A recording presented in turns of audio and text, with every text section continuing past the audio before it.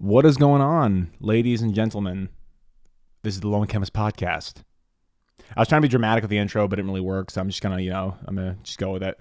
This is episode 24. My name is Johnny. I'm the Lone Chemist. You guys are getting a bunch of episodes this weekend, so thanks for tuning in.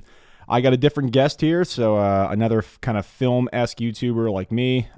This is a guy named Justin, and he runs a channel called LawOfCinema. So I first saw Justin's content when I posted my Thanos video essay, probably back in, I think it was September, I want to say. And then a couple weeks after I posted mine, you posted yours as a response to, I think it was Movies with Mikey, you want to say? Yeah.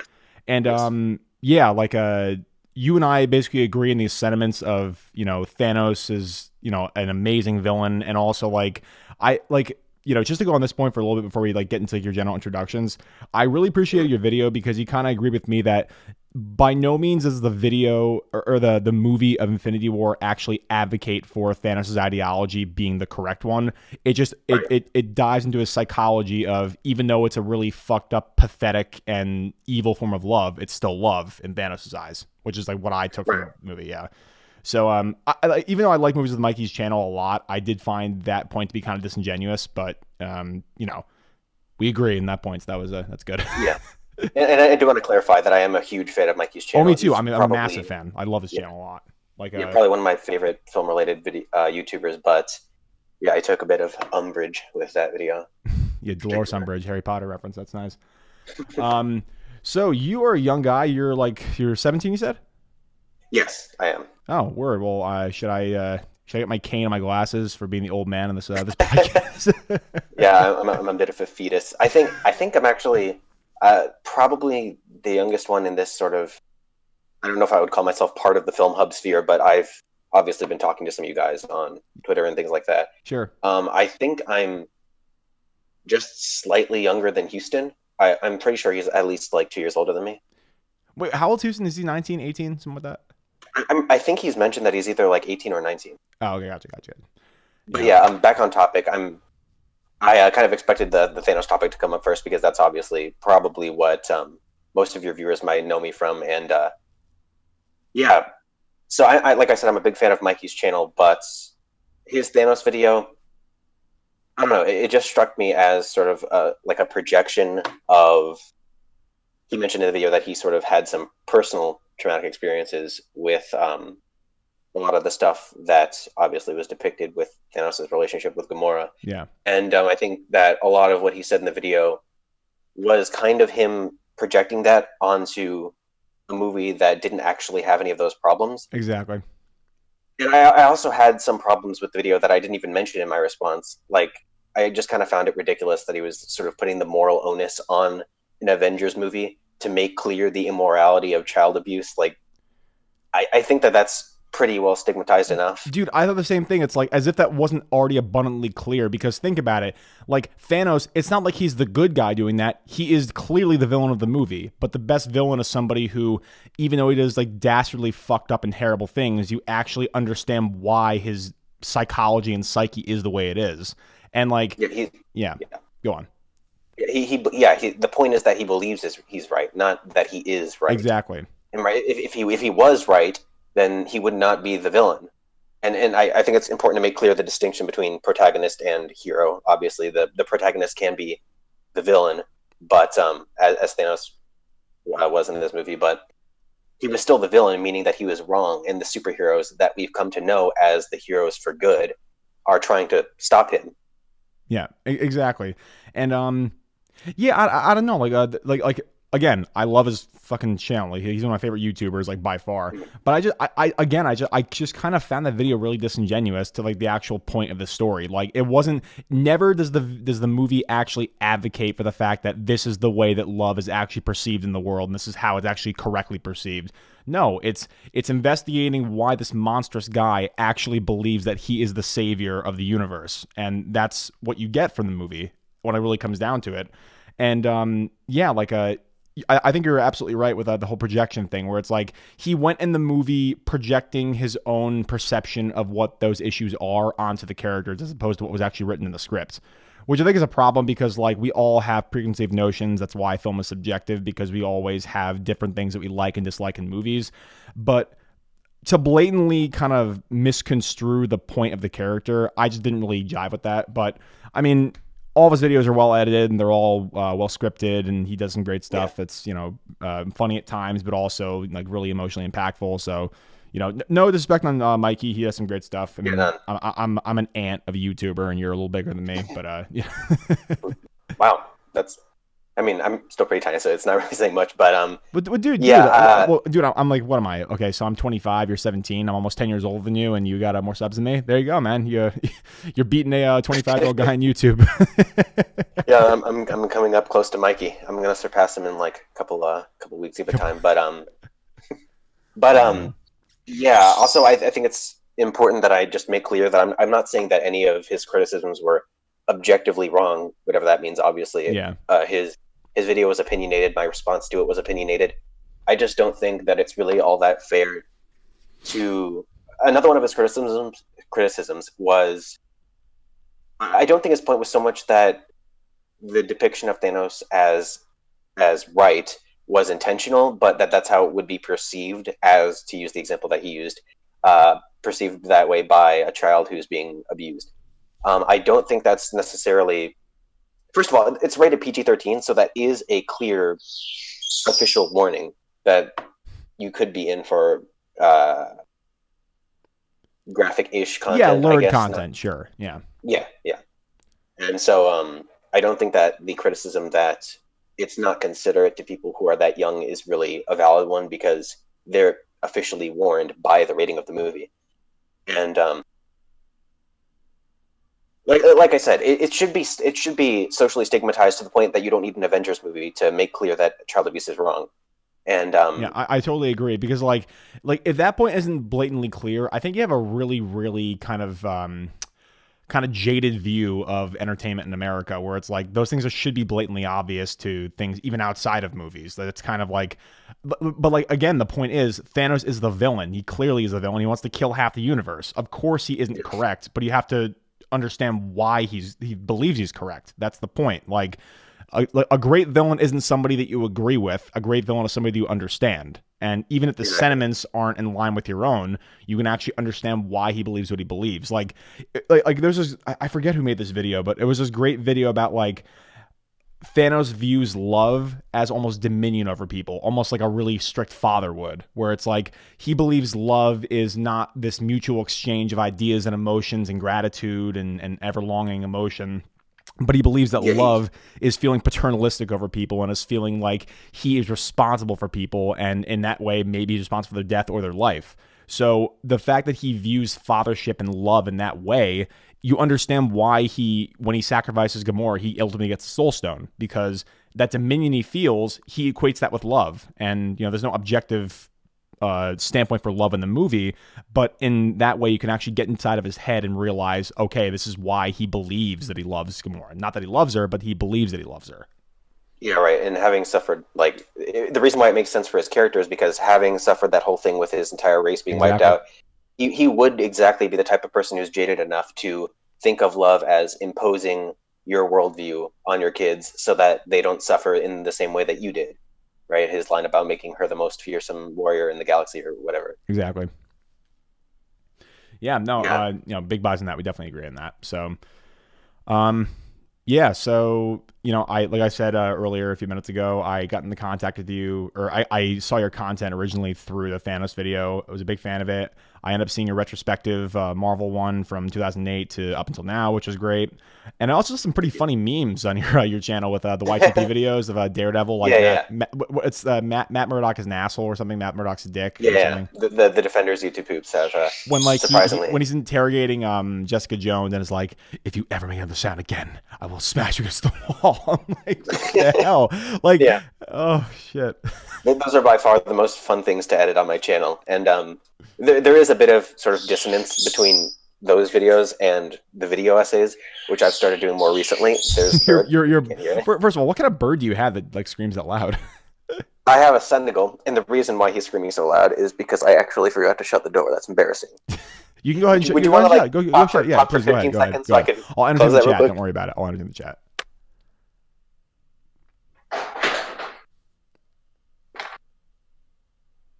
Also wearing a DC shirt, as is fitting, since most of my content is Marvel. Oh wow. So you're going the dark side now. I've Um, always been more of a DC fan, actually. dude. So like I've said this a million and one fucking times with like my thing with Alex from High Top and Bailey from Breaking Banter and Loverboy Media. When I was growing up, I was a huge comic book fan back in the day. I was not always the dashingly handsome yet destroyedly dweeby chemist you see in front of you. I was a very late bloomer. I had a pretty extensive fat phase, and I was not that much of a cool kid. So I had a Oh wow. massive comic book phase from back in the day.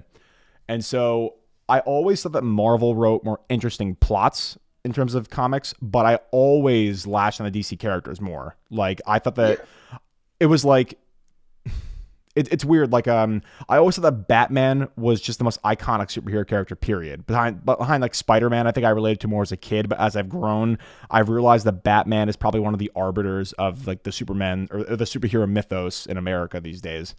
And so I Yeah. always just latch into to DC characters more than anything. But yeah, it kind of sucks that their movies don't really treat them as character Yeah. studies.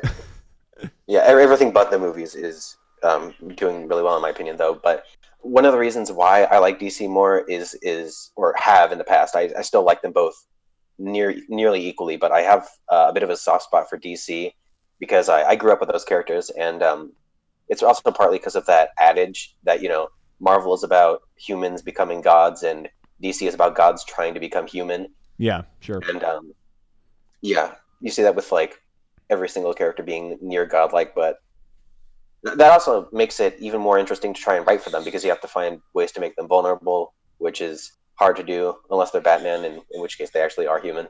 Yeah, yeah, and like that sentiment too, like it's gods coming down to earth in the scope of DC, and that's why I think Batman is such a fascinating character because like he has all those vulnerabilities, but he doesn't seem nearly as vulnerable as some of the other characters, even though they have incredible superpowers and are basically gods, like you said, and yeah, I just think that you know. Those characters are really impactful and really lasting, and they have incredible interpretations. The Justice League cartoon, the Batman animated series. There's a lot of good stuff, but yeah, recently in the movies I haven't been doing too well. But hopefully Shazam's coming out, and that'll be a good representation of the character. And maybe not the original interpretation. It looks kind of zany compared to like his formative stuff, but I think it's just going to be a fun movie that actually will focus on the mentality of Billy Batson and like. I'm kind of interested to see what they'll do because it's basically Big meets a superhero movie. Because like Yeah, exactly. we never seen a kid actually like have a coming of age tale where he becomes a superhero. Like he looks to control his powers and ends up finding himself. Like I think that's a really interesting idea for a superhero movie that we haven't seen too much of. So I'm definitely excited for that. So hopefully they're on the right Yeah, track. But yeah, yeah, and then about the DCEU going in the right direction, you could argue that Aquaman wasn't great, but I would argue it that. was still it was still like the high what was it, the highest grossing DCEU movie, Oh, and for it sure. surpassed Guardians of the Galaxy, and I think it surpassed The Dark Knight in the box office, right? Really? So I think I read that. I might be mistaken, but yeah, even if it wasn't great, um, technically speaking, it still seemed to chart the DCU in a sort of safer direction. Sure. Um, and speaking in terms of success, and I think that Shazam's probably going to continue that. But what my hope is that it will also be great and not only do great at the box office because I have a lot of faith in David Sandberg, and I also want this to do good because I think he deserves it. Like he went from making like short films on YouTube, like short horror films, to Yeah, dude. directing Shazam in like how many years? Like 6 or 7 or some shit. Like Yeah, I that's forget insane. exactly what his time of his career was, but like the fact that he had such humble beginnings and like it was an audience engagement driven kind of thing, and the fact that he's making a legitimate big budget picture, pretty. It's pretty inspiring for people that actually want to get into movie making. Like it's kind of like a rags to riches kind of story. So if it does Yeah. great, it'll be a reset for the actual mentality of the characters, and also it'll be a testament to anybody can be a filmmaker if you have talent and you try hard enough. hmm Yeah. Yeah, and I remember watching a series of videos that he put out on directing Annabelle Creation, Yeah. he it was basically just a bunch of B-roll, but it's still. I mean, it speaks to how humble he is as a filmmaker that he would just throw all of that out for free and not like hide it behind like a Blu-ray special features because he mentions in the videos that when he was growing up and aspiring to be a filmmaker, he had to go out and buy all of these DVDs just to look at the special features, and so yeah, he was able to detail his entire process for people just like him. Yeah, it's pretty great. It's a pretty admirable thing to do for sure. And yeah, I think that Shazam has a lot of goodwill going towards it. The director, stuff we already talked about, but also I love Zachary Levi as an actor. I think he's incredibly underrated as a comedic, and also he just does, really committed roles. I don't know much about the villain except for the fact that like his family died, so he was a doctor, and basically like he turned to black magic when science failed him. Interesting. I don't think it's gonna be that memorable of a villain, but I mean, it's not about him. It's about Shazam. So Yeah. I'm very excited for the movie. I'm definitely gonna see it opening weekend for sure. Not like Marvel, Captain Marvel, which was the other Captain Marvel that was not very The other good. Captain Marvel, yeah. I was actually kind of one of the reasons I was actually kind of sad was that they chose to go with an unmemorable villain, and I think that's because obviously they're holding the huge star of the Rock out for the sequel. Yeah. They have to have like a promise to come back, but yeah, I think that Shazam has a lot of potential, and he's actually one of my favorite DC superheroes. I'm really glad he's getting his time in the spotlight, and yeah, it must be amazing for Zachary Levi to go from playing like the most unmemorable of Thor's friends to Shazam. Like Yeah, for sure. getting killed in Ragnarok was a mercy. I don't think he wanted to continue doing that because he just did nothing. He was even a recast. It was an unmemorable character when he was the recasted version of the character, and nobody Exactly. noticed. Oh man. Yeah, and he's been like in really good stuff too. I mean, like, he was on that movie, not that movie, the show Chuck from back in the day. Remember that Secret Agent show? Did you see that one? I think I've seen clips of it, but I haven't seen it. Yeah, it was a silly kind of sitcom, but it was actually very, very good. And like I forget the other stuff that he's in, but I've seen some stuff, and he's been pretty good. I think Is that that the one he. where? Oh, What's up? sorry. I was going to say, is that the one where people have said that he sort of plays a Billy Batson-esque character where he's like a man-child? Yeah, Or pretty is that much. something Like else? he's like a adolescent guy who is like if is kind of thrust into a world he doesn't really understand, and so actually that kind of makes sense why they would pick him for Shazam because he kind of embodies that like youthful innocence but also curiosity. So I think that will definitely work out well. But yeah, so looking at your channel just specifically, so let's talk about you a little bit. So you're a young guy. You have some great content on your channel. You're 17 years old. So are you in high school, just finishing up? Are you in college or what? I'm just finishing out high school, yeah. I should be going to, well, yeah, college starts next semester, and that's actually why I'm moving back to California. Okay, so do you know where you're gonna go yet? Like, have you decided like what school you're gonna go to and what you're gonna study or what? Oh yeah, UCLA and film. Surprisingly, I don't know. Oh, very cool, man. Awesome. Yeah, like it's always interesting to talk to some of these people because like I've always like I've read every book related to film. I've watched film my entire life, but I'm a scientist, so it's like I embrace my creativity in the lab, but also with like video essays and watching movies and analyzing them and stuff. Imagine the plight of being smart and and creative. Must be terrible. If you're calling me smart, man, like you really have a warped perception of what smart is. But no, I appreciate the compliment. Thank you. But yeah. So I wanted to kind of center on you. So you've started dabbling in the video essays recently. You've had some kind of some montage and retrospectives and some funny ass memes, the YTP videos and stuff. What do you envision? Okay, well, maybe backtrack a little bit. What made you start your channel in the first place, and when did you start it? Well, I actually started it when I know I started it when I was 11, but at that time it looked very different than it does now. Yeah, sure. I actually started it because I started it as the most niche thing you could possibly imagine, which is a Dragon Ball Z video game YouTuber specifically. Dude, funny And enough, so over time, I host a podcast with people that actually do that. Like one of the guys actually that was on last week does that. So that's hilarious. really? Yeah, Moon Monkey. No, I haven't heard of him. Yeah, Moon Monkey. Toasty was on a couple weeks ago. Yeah, I know Toasty. Yeah. Rhyme Style was on like however many months Oh, back. yep. Yeah. So like, Yep. the Secret Podcast. I don't know if you've seen that before, but yeah, I'm one of the main hosts in that podcast, and we talk to a bunch of DBZ gamer YouTubers. That's it's Oh hilarious. wow. Well, that's a coincidence. But yeah, eventually, yeah. I used to watch people like Toasty and a bunch of other. DBZ video game YouTubers, which is, again, every time I say it, I'm just sort of blasted by how niche it is. But that sort of evolved into more general gaming content. Okay. And from that gaming content, I developed a fondness for editing, and that is what led into my passion for film, just my love for editing. And eventually, I started sort of dabbling in live action skit videos, but nothing really serious until honestly, like a couple of years ago. My content was starting to slowly fade out, and I was expecting to just quit YouTube, and but I didn't stop uploading. Weirdly, I just sort of kept using it as a repository for all the stuff that I was editing for fun, like all of the Marvel tribute videos. And then I made the Thanos video, which is probably the reason why I have as many subscribers as I do right now. But yeah, the reason why I made that video is because I said this in my update video. The reason why I made that video is because I wanted somebody else to, but nobody was doing it, and I was deathly afraid that I would just get bombarded by hate and for criticizing a way more popular YouTuber than me. Yeah. But the reception was surprisingly positive, and that opened the door to video essays. And after that, I did actually a Dragon Ball related video essay. Mm-hmm. And yeah, and like I said, I put out a poll, and it seemed like an even number of people wanted both the short edits, like the Marvel tribute videos and YouTube poops, as many wanted the video essays. So I decided to just continue on doing both of them.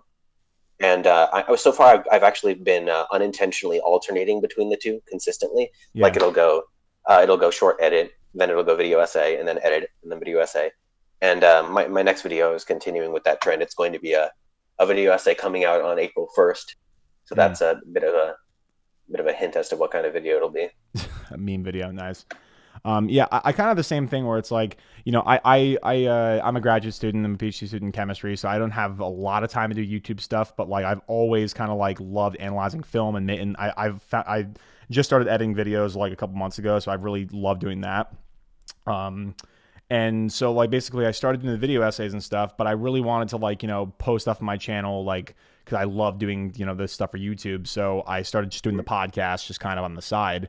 And the fact that I'm getting like, you know, awesome people like you and Alex from High Top and Bailey, like it's fulfilling because like you have two avenues of content creation, and both of them can be equally fulfilling in different ways. So yeah, no, kudos to you for actually segmenting your effort into two separate mediums. That's pretty awesome. Yeah, thanks. And I appreciate you including my name in the same sentence as Bailey and Alex. And I appreciate the fact that I'm even remotely associated with either of those people, and including you. So yeah, me too. But yeah, the segmentation, like you said, was kind of unintentional. It just so happened that well, I've always loved editing, like I said, but it just so happened that I also found sort of an interest in video essays, and I don't really want to stop doing either. And so I guess the only really way to go for it is to do both. Yeah, for sure. All right, and I just noticed that I'm an idiot, and your tag is wrong on my screen, so let me just add that real quick. It's very embarrassing. Oh, wow. I'm the worst person ever. 1 second. Was it Law Zero of gaming? No, it was the previous guest last night that I just an idiot and I didn't change because I'm stupid. Oh.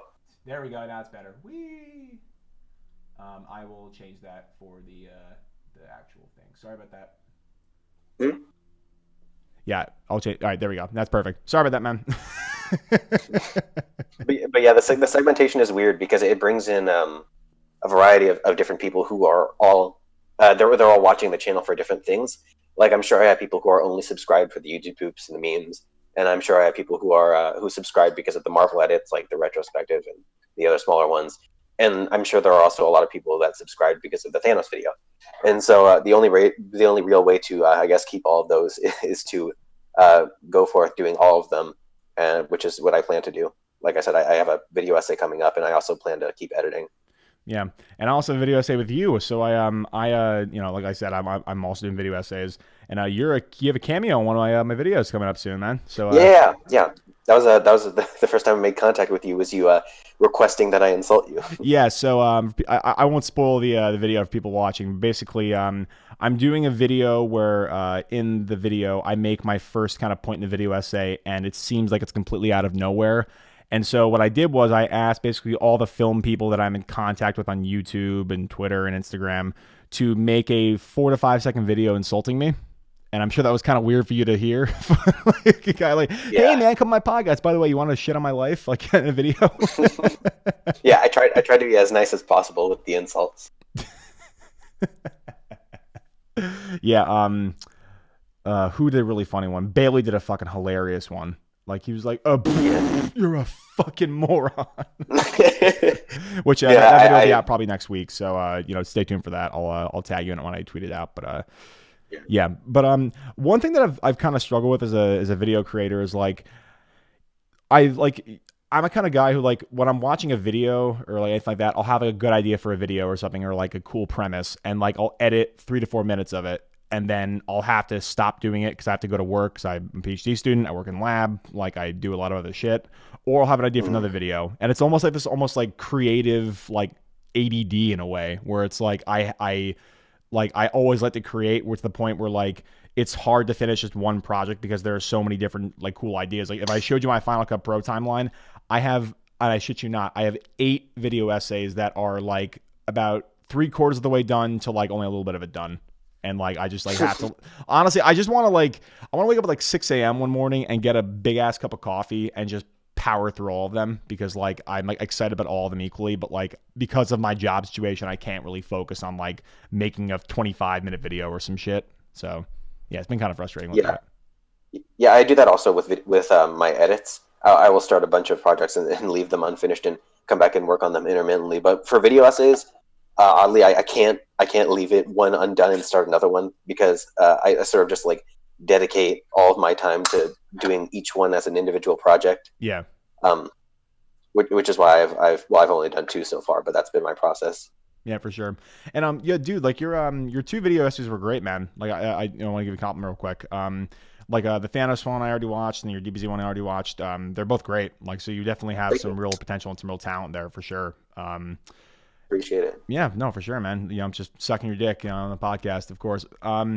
So like when you see you're going to UCLA for film, you'll be starting in the fall. So in terms of like in your actual undergraduate career and then graduate and post-grad, so what do you think is going to be your trajectory in terms of film? Do you want to be producer? Do you want to be a writer? Do you want to be director, a cinematographer? Like what's your actual end goal for like getting the degree in film? Yeah, my end goal is writer and director. But like I said, I sort of discovered my passion for film through editing, and so I'm more than happy to do that as like a side job until I can get there. Yeah, for sure. And what do you use to edit, by the way? Sorry? What do you use to edit? What did I used to edit? I used to edit the Dragon Ball Z video game videos. That's how I started. What do you use? Like what program and what equipment? Oh, what do I use to edit? Sorry, I thought you said what did you use to edit? I use the Adobe suite. Oh, sweet. Nice. So Premiere, Photoshop, After Effects. Yeah. I try using Premiere and After Effects a couple weeks ago for the first time. That shit is cumbersome because I'm like an Apple purist. I like do Final Cut Pro, Motion. Obviously Photoshop is something you kind of have to do with anything. Really? So that's really the only Adobe thing that I really use religiously. But I don't know, like Final Cut Pro, it seems more intuitive to me. But some people say the exact opposite. They say Final Cut Pro is clunky and Premiere is the more intuitive one. I don't know. I just like the Adobe suite because the workflow between all of the different programs is really easy. Sure. Like you can I wouldn't be able to do that if I was using Final Cut because obviously if I was using Final Cut, I would still have to use some Adobe products like you said, Photoshop. Yeah. And the workflow between those two isn't as easy as it is if you just use all of them in the same suite. Yeah, for sure. And also just like in terms of like just like the interface, but also just like file transferring, like send to Premiere, send to After Effects, something like that. Like that's always been good. The one thing that is good is for Final Cut Pro, they actually have some pretty seamless integration with Motion now, which has been pretty nice. Even though the Motion, it's kind of a cumbersome program. Like I've gotten the hang of it now. So that's why my videos look a little better like as of late than they had recently, but yeah, a big boss in that, like the fact that you need to like have workflow between 2 programs. But dude, After Effects, man, like that program is cumbersome as fuck. Yeah, my computer can barely handle it. I die every time, and I can't tell you how many times I've spent like 30 minutes keyframing something, and then I remember that I forgot to hit the stopwatch. Oh no, that's the worst. Yeah, like the worst is like, so I experienced this with my Adam McKay video. I don't know if you saw that. But basically like I edited the entire thing, and then I had to basically change a little part of the audio because I wanted to change a different point. So that means that everything was pushed back in terms of all my keyframes and shit. So I'm like, ugh, like having to re-keyframe something is the most fucking frustrating thing I've ever experienced. It's so annoying. I hate that shit so much. Um, so like, what do you think is the thing you're most proud of in your film career? Because I know that you've like done a lot of editing, and you've kind of recently made the foray into video essays. Is there a project in terms of like either a script or an original film or composition that you've made that you're most proud of, like to kind of put in your resume, I guess, for lack of a better term? I'd say right now I've actually been giving a lot of thought to this thing I've been writing more as a practice than anything, which is actually this pilot for a Drago TV series from Creed. It's a spinoff of Creed. Nice. And yeah, so I've been giving a lot of thought to that, and hopefully hopefully it turns out decent. Word. So in terms of the last year, or just maybe the last even couple weeks, what are some of your favorite movies of 2018 or maybe 2019, like that you've seen so far? Hmm. I mean, I could go basic and just say Infinity War because that was yeah. an In amazing terms of experience, blockbusters, there really isn't anything better than that. Like, let's talk about this for a little bit because we both love the Thanos videos and stuff. The fact that they made a movie that was able to capitalize on the best parts of nearly 20 movies before it, it still gave most characters like their just desserts, and it also made the villain the main character while not feeling rushed. Like that was so impressive, and I can't even fathom how difficult that must have been to actually to write that. And that person who walked by gave me kind of a dirty look. So yeah, don't mind that. but yeah, like but the fact the Russo brothers wrote that as elegantly as they did, and it was seamless because it almost felt like a Game of Thrones episode where it's like you see like little like clans or creeds or different things interacting, and a slight plot point connects one to the other, and because of that, it doesn't feel like it's jumping around. It feels like it's a logical flow to each point, which is so impressive. Yeah, I think that a lot of people sort of underappreciate how much of an achievement it is, especially the people who criticize it like harshly, saying that it's like cynical or the movies with Mikey's criticism. I think people underappreciate just how difficult of a task it is to give every single one of those 30 characters like their own mini arc, including freaking Groot. Yeah. Like honestly, like I've heard like horror stories from writers. Like, I have a couple of friends of mine who like actually like writing stories and stuff. Getting two things. Would you say that like it's an anomaly? Well, no, I'm not saying like you guys. I'm saying like in real life. You guys are all my YouTube friends and shit. Oh. But like, I'm, come on. Yeah. I would never so shady you right to your face. I'll do that behind your back. I'm just kidding. But like some of my friends who actually write stories and scripts and stuff, they'll literally say it is so frustrating to have 2 or 3 plot points that do not connect in the beginning of the story and finding a way to logically put them together. So that's hard even for like just an episodic thing. But for a movie that has the character motivation in 20 movies that precede it, and then to have all those characters have relevance in this massive culmination movie and still have the main character be the villain of the movie, like that must have been like absurdly difficult to actually pull off without it being just a complete jumbled mess. Like I honestly, like I watched that movie and like, you're right. People don't give enough credit for being such an incredible achievement of screenwriting because honestly, it was nearly impossible what they did. And yeah, it's just incredible.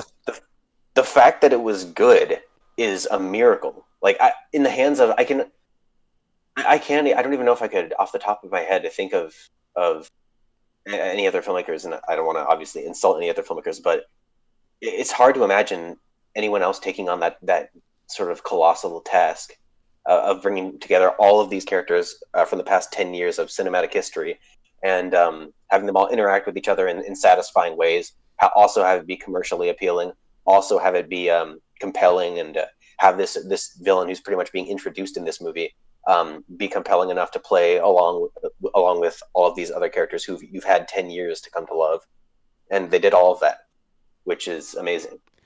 Yeah, for sure. And people say it's cynical.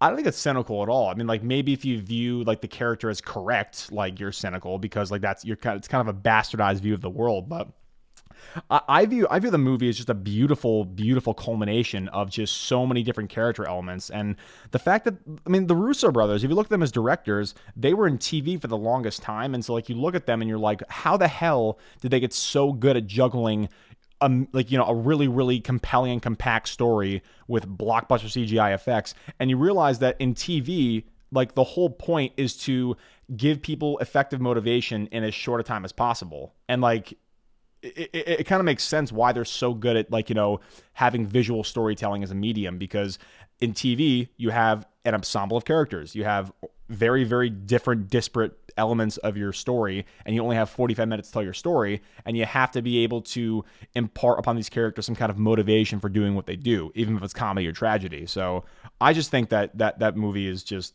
yeah, like, in terms of blockbusters, it's literally a work of art. Like, it's ridiculous. Yeah, easily. It's also the fact that their credentials from directing a Community and Arrested Development somehow carried over so well into Captain America blockbuster superhero movies. Yeah, Captain America. But yeah, it's even going from Winter Soldier to Civil War. It's kind of amazing that they were able to juggle that many characters in what was still a Captain America movie. Honestly, the MCU should just have Kevin Feige and the Russo brothers just do everything, and no one else has any part in it. Yeah. I mean, I definitely understand that, but you'd also lose a lot of the amazing. I'm being facetious. I'm being facetious. I'm not actually serious. Like, I'm just saying, like, yeah. In terms of the big team up movies, I was going to say that. Yeah, we keep talking over each other. Go ahead, please. Oh, sorry.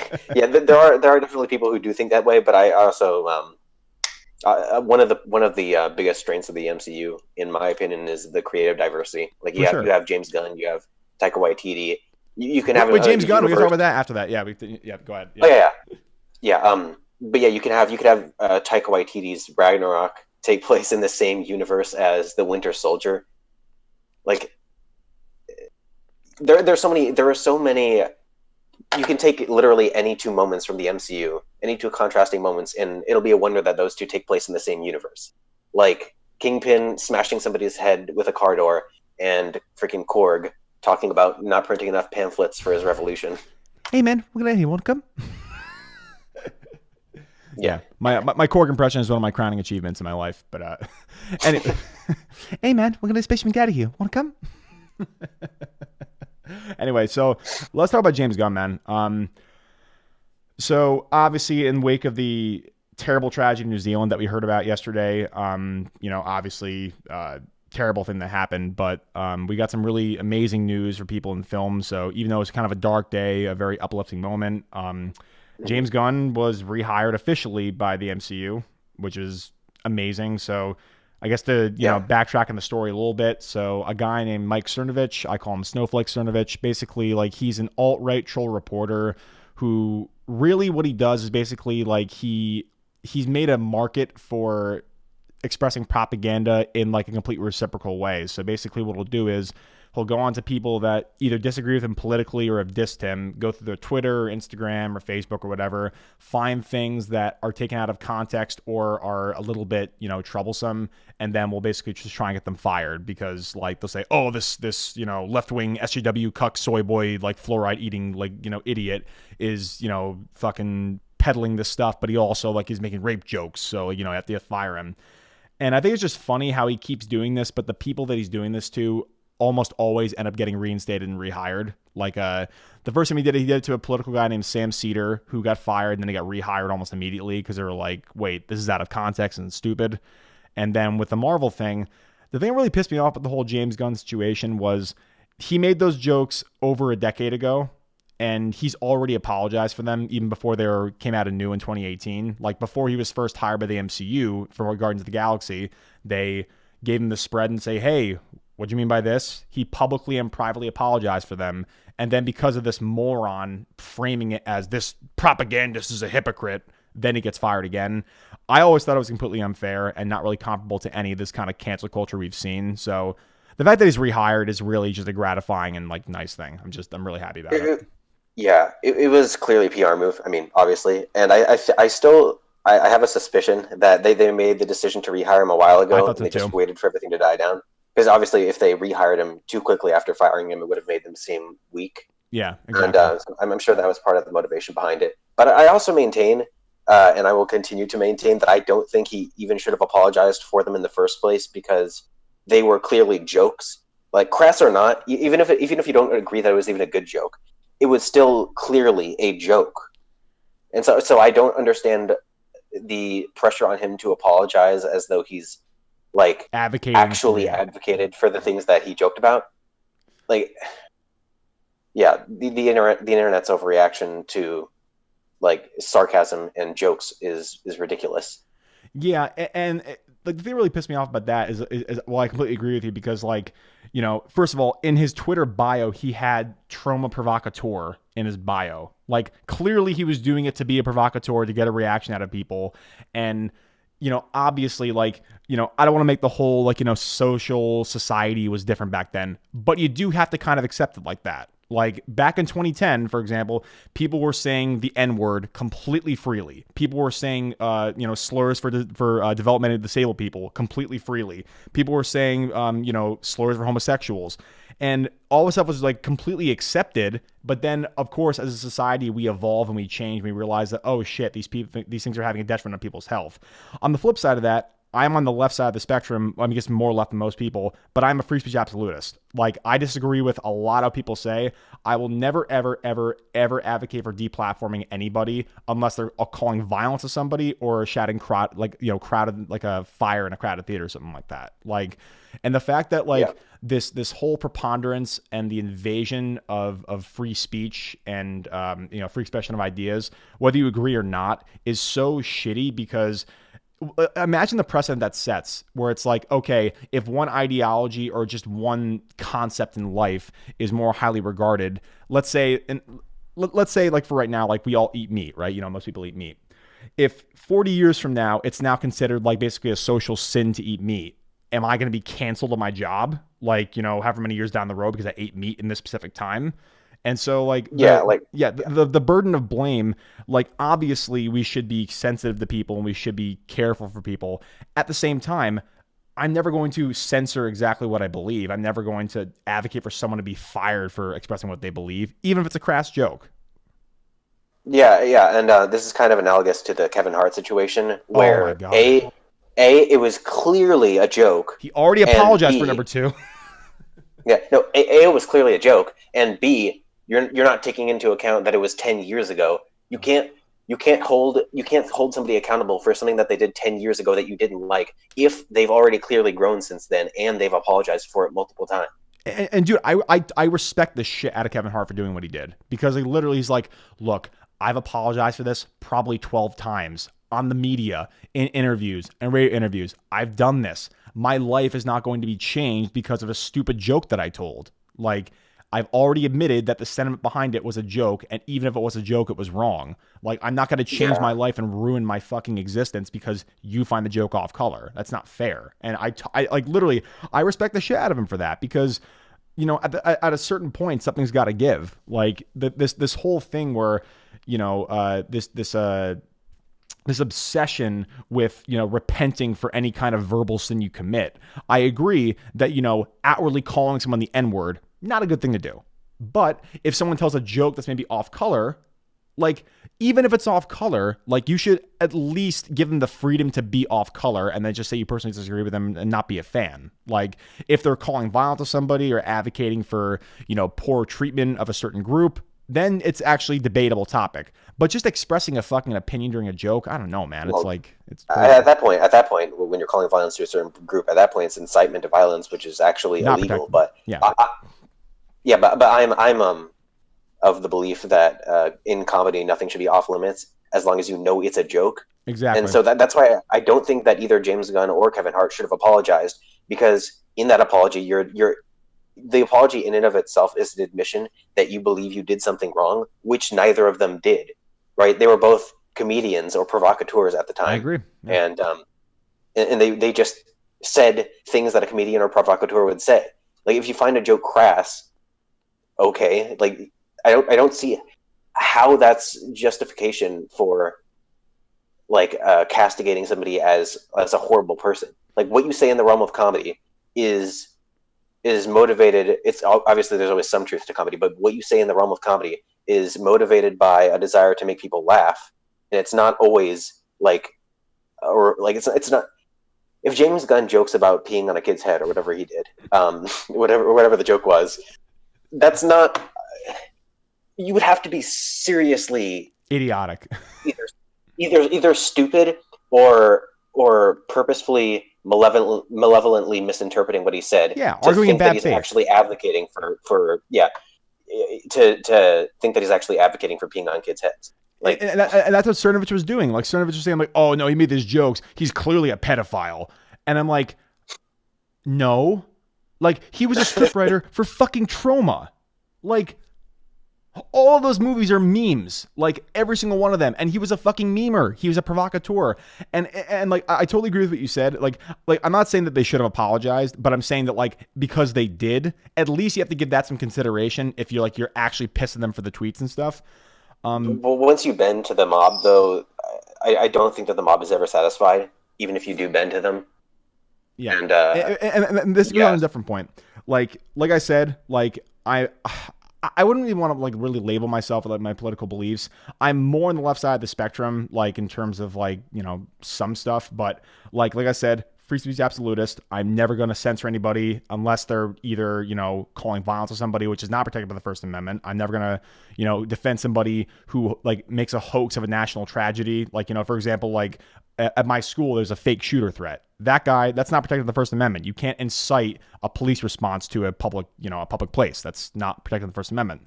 But the thing I want to get at here is there's this whole sentiment behind the cancel culture, or just culture generally, where, you know, for me, if I'm watching something on TV and something actually offends me, nothing really does. But let's say if something really did, my first instinct would be to turn it off because I'm like, okay, I don't have to watch this. Fuck it.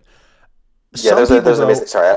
I was like, some people say like, if I see something that offends me, not only do I have to not watch it, but I have to actively seek to destroy it and make sure that this person's livelihood is taken away from them. And, you know, there are plenty of terrible people in the world that mean you harm for sure. But a person that expresses either a dissenting opinion or a crass joke, like, does that really justify their livelihood being destroyed and taken away? I don't think so. I really don't. It's not fair. Yeah, I was going to say there's this great quote from Tyler, the Creator, which is, it's like, how is cyberbullying real? Just turn the screen off, close your eyes. Yeah. Dude, it's like, but like I said, it's like, if something really offends you that much, just don't watch it. Like, it doesn't mean that you have to, you know, destroy the person's livelihood. Now, if they're malevolently calling for either the mistreatment or the deaths or the violence for people, okay, then that's something you could actually censor somebody for.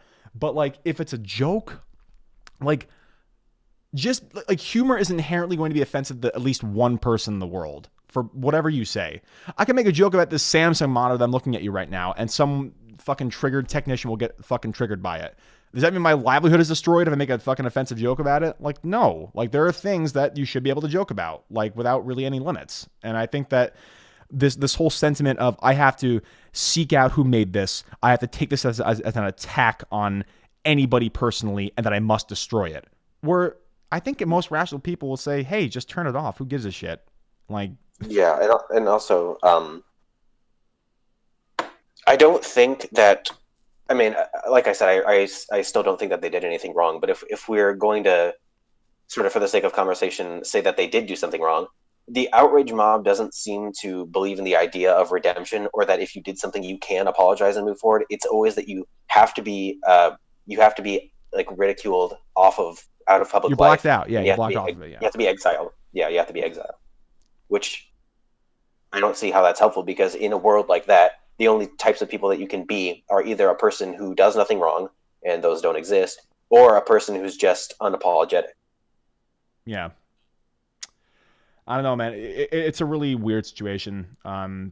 Hopefully we like for example, there are some people that deserve to be canceled, but like there are some people like Harvey Weinstein, for example, who's been credibly, basically excised from being a fucking child molester and a fucking, a deviant, and pretty much a rapist, to be honest. Like the fact that those have all been basically proven with evidence over years and years and years, and actual camcorder accounts and microphone, recorded conversations, that I can understand. That's what due process is. If we have an investigation and we find legitimate evidence for something taking place, absolutely that should be fucking, treated with the most stringency. But somebody who, is telling a joke, like, does that mean that you offend one person and your whole life is destroyed? No. Like for example, God, who's the guy a couple weeks ago that got the nail for this? I forget his name. Whatever. There's a million of them though. But basically, like, just because someone says something off color doesn't mean they're inherently a bad person. You just find whatever they said to be off color. It doesn't mean that you're singularly trying to offend you. And Dave Chappelle, a comedian, did a great point about this. He said was it Tucker Carlson? What's that? You were talking about? Was it Tucker Carlson? No, it wasn't Tucker Carlson. It was somebody else. I forget. It'll come back to me. I'm not caffeinated right now, so But yeah, Dave Chappelle did a great joke about this. Or basically, someone, I think it was either a gay person or a transgender person, was at their show, and he said something that was upsetting to them, and wrote them a fan letter and saying I love your comedy, but I didn't like this joke at all. And Dave Chappelle said, look, and honestly, I felt bad. Not bad for anything I say, because as an unwritten rule, I never feel bad about anything I say on the stage. And he got a standing ovation. But then he said, he clarified, when I mean that, I say that I don't feel bad about what I say. I mean that I felt bad that someone else is feeling bad. Not because the onus is on me. It's the onus that, okay, society is deemed this as taboo, so therefore my career or my profession is what offended them. Which, I understand, feeling oh shit, that kind of sucks. Someone's upset about that. But I agree with the sentiment where don't ever feel bad about telling a fucking joke in 2019. That's just kind of silly at the end of the day. Yeah. This idea that you have the responsibility of making sure that your joke couldn't possibly offend anybody or be interpreted in a negative way. The probability that a joke doesn't offend anyone is zero. Yeah, that's impossible. And this sort of, again, I don't understand why people seem insistent on overblowing the significance of a joke. Yeah, for sure. The obvious answer could be they had a preconceived, or they had a pre-established hate for this person, and they just were looking for any excuse to oust them, and so Mike Cernovich, that happened to James Gunn. Or you could take really any example of people being deplatformed for jokes, which is exactly the stupidest thing ever. Yeah, it's crazy. But honestly, with the James Gunn thing, though, it made me hopeful, because the fact that he's getting such resounding praise from the general audience and the general public, it makes me think that, okay, maybe people are realizing, okay, people deserve a second chance sometimes, even if whatever they did in the first place was not wrong at all. Maybe the social media blackout isn't the correct way to go about this. Maybe the social equivalent of rehabilitation, I guess, for a kind of being a weird word for that. But maybe the fact that people can actually learn from mistakes, maybe people can actually impart upon themselves, maybe to be a little more careful with words, not censor what they believe, but to be aware of at least that maybe the jokes they tell or something like that could offend somebody, not change them, but just to be aware of what they're doing. And so I feel like that's the only way we're going to grow as a society, is if we actually encourage, okay, people are allowed to make mistakes. People are allowed to be clumsy. People are allowed to accidentally offend somebody, apologize for it, and then move on with their lives. Just because you offend somebody, your life shouldn't be over because of that. I think that's kind of pretty much an overreaction. Yeah, the whole situation does serve as a warning for people to be more careful. But I also think it speaks to the fact that if public opinion is loud enough, that even someone like Disney will reverse their decision. Yeah, exactly. I was very hopeful about that when I saw that. So, yeah, it was a good day for Marvel fans. And, of course, not even speaking about the social stuff. James Gunn, I couldn't imagine anybody doing Guardians of the Galaxy 3 except for him. Yeah, I'm so Taika Waititi. Well, of course. But, and also, I kind of want Adam McKay to do it, too, because I love Adam McKay. But, Yeah. But having a trilogy, an MCU trilogy with all three being directed by the same person is also, Oh no. it's nice that we finally have that. Yeah, for sure. All three are good. In my opinion, people don't like Guard. Yeah, People don't like Volume 2. I think Volume 2 is actually very good. Not I love perfect. Volume 2, and yeah. Yeah, it's like people like give it a lot of like unnecessary shade. Like it's like, yeah, it's not the most coherent narrative, but they give character motivation for everybody in the story. I don't know. It gets a lot of bad rap, I think. Yeah, and also just visually speaking, it's probably my favorite looking movie in the It's MCU, just beautiful. because of how it's the only, as far as I can tell, it's the only movie that seems not to have been plagued or post digital. It seems to be the only MCU movie that seems not to have been plagued by that sort of muddy gray color palette. Like it's super vibrant every single shot. Oh yeah. No, for Yeah, sure. and it was a different DP than Guardians 1, right? I I'm think pretty so, sure. yeah. I forget who it was, but I know they changed up at least something with the photography. Um, yeah, I like the movie a lot. Not as amazing as number one in my opinion, but still very very good. And I think that it does get kind of a bad rap. But kind of last thing, I don't want to keep it too long, but favorite movie of 2019 or of 2018 aside from the blockbuster Avengers stuff. What do you think is like your top movie? You can tell me yours. I'll tell you mine. And you might find mine kind of troublesome, but Huh. Okay. It's a that's the thing. I don't really differentiate between blockbuster and regular well, movie. not do I'm But saying besides Infinity War. I'm not saying like you put them in different besides Infinity categories. War, Yeah. okay, yeah, yeah. Because I was gonna say I don't know if either of these two, one of them does, but I'm not sure if one of these qualifies as a blockbuster. But it's kind of they're pretty much equal in my opinion, which Mm-hmm. is why I can't choose. But if I had to pick, it would be between Fallout and Spider-Verse.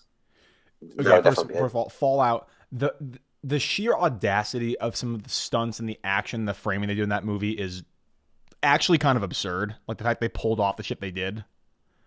Like, when is Tom Cruise gonna die? Like he's 56. That's insane. When the next, I think that they have them slated for like 2021 and 2022. That's 3 years from now. He's going to be nearly 60. That's nuts. How much further could you possibly push the stunts at that point? Like, and the fact that like he does a lot of this with no wires. Obviously, the helicopter one is done with wires. Of course, he's like being suspended like 100 feet off the ground. But the fact that he does these like, incredible jumps and fight scenes and shit, and like the fact that it's all framed beautifully with this fucking old 5'6" man who believes in Scientology, it's crazy. But Yeah. I totally on that. And also, I mean, Spider-Verse. I have sucked the dick of that movie multiple times. I love that movie, and like you know, profess like aside from Batman, I think Spider-Man's my favorite superhero, and I'd argue the most iconic in America, in my opinion.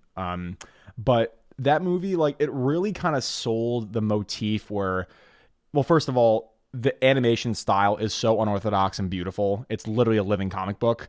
The fact that they have so many elements of that story that really are conflicting and maybe wouldn't even work in another kind of movie. You have all these different weird characters. It's a play on particle physics. It's a play on like almost time travel in a way. You reinvent characters.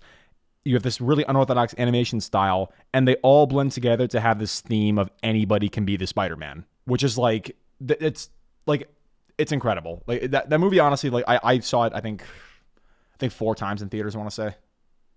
Yeah, it's easily the most unique movie of 2018 in my opinion. But the reason why Fallout is so close is because it's not even this. It's not even the stunts that add so much, because there have obviously been other impressive stunts in the Mission Impossible movies, but Fallout also managed to contain those in an actually good narrative. Yeah. Like you could argue that other ones have been good, but this was, I feel like, the first one that could actually be seen as a genuinely compelling movie in its own right, like without even the stunts taken into consideration.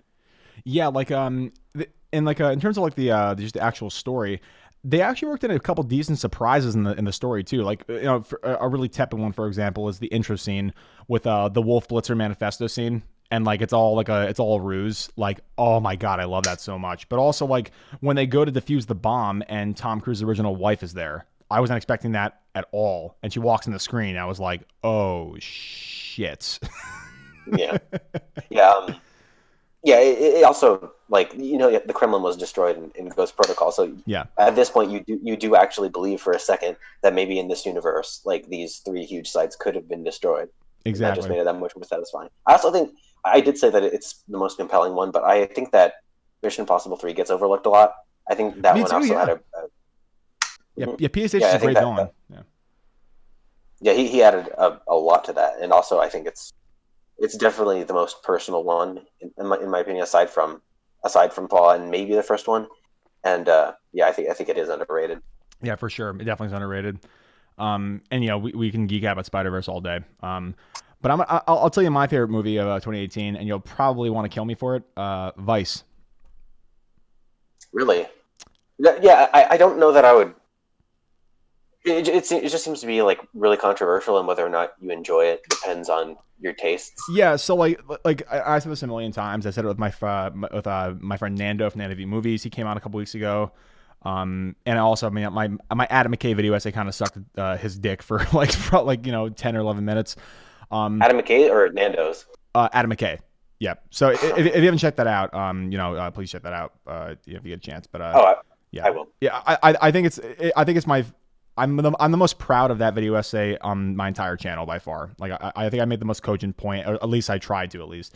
But anyway, I fully will admit the fact that it is a exercise in style. It is Adam McKay's style laid bare. And if you hate his style, if you hate the zaniness, if you hate the juxtaposition of some of the editing cuts, if you hate kind of the pseudo documentary feel where they have like the audio of the actor talking not really synced up with him drinking or him talking or whatever, I totally am on board with the fact that you may fucking hate the movie.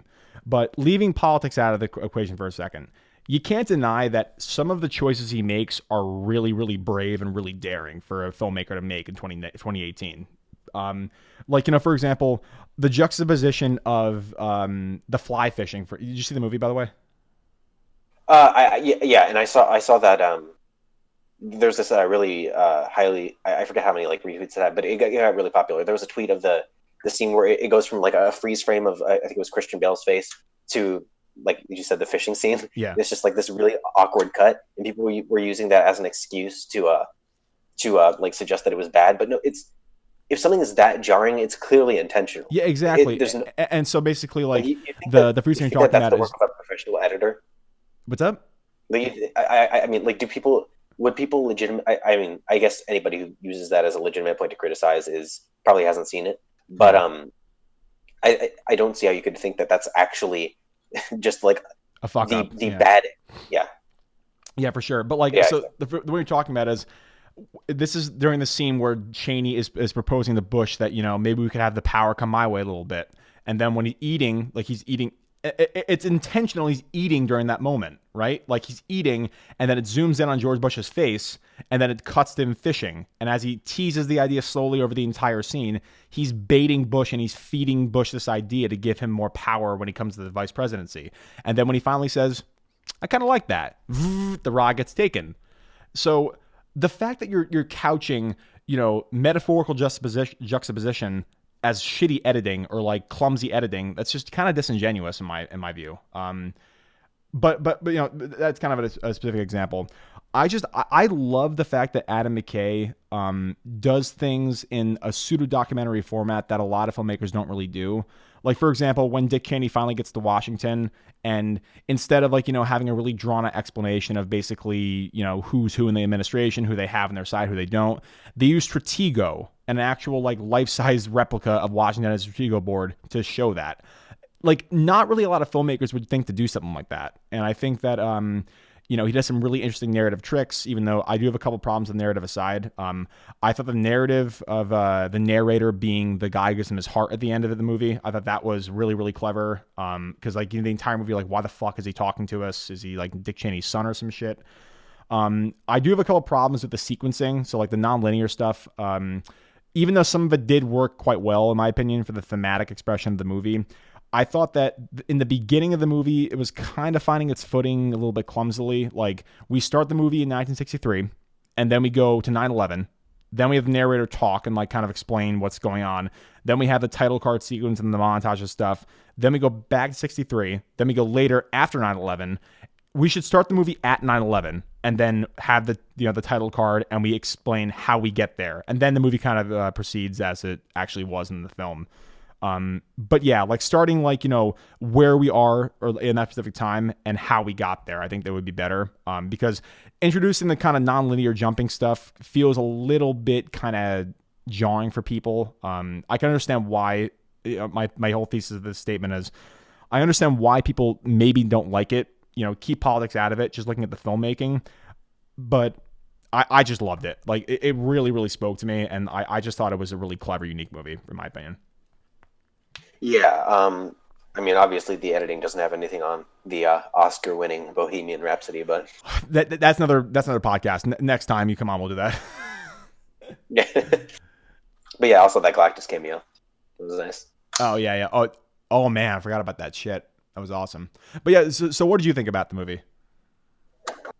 I thought it was really unique, and obviously the movie it's predicated on politics, so I don't think that you can really keep that out of discussion too much. But what I can say is that rather than looking for an accurate representation of like those exact people at that exact time, you could take it for what it is, which is like this quirky sort of, well, like you said, it's an exercise in style, and that's really the main appeal, in my opinion.